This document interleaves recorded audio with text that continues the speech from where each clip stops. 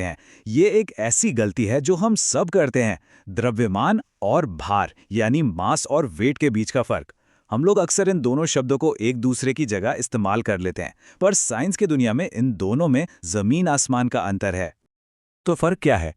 देखिए, द्रव्यमान या मास का मतलब है कि किसी चीज के अंदर कितना मैटर है, कितना स्टफ है।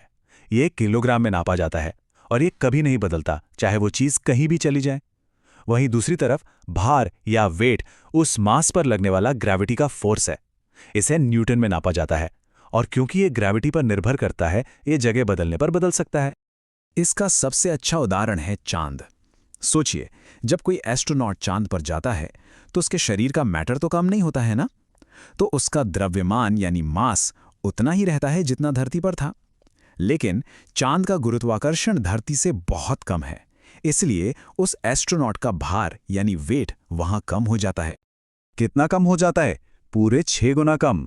जी हां, चांद पर किसी भी चीज का वजन धरती पर उसके वजन का सिर्फ 1/6 यानी छठा हिस्सा ही होता है। और यही वजह है कि हम वीडियो में देखते हैं कि एस्ट्रोनॉट्स वहां कैसे आसानी से ऊंची ऊंची छलांग लगा लेते हैं।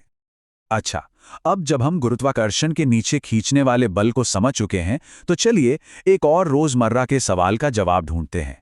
सवाल ये है कि कुछ चीजें पानी में तैरती क्यों हैं और कुछ डूब क्यों जाती हैं? ये एक कमाल का सवाल है ना? एक छोटी सी लोहे की कील तो पानी में फट से डूब जाती है, लेकिन उसी लोहे यानी स्टील से बना इतना विशाल जहाज पानी पर आराम से तैरता है। आखिर ऐसा कैसे होता है?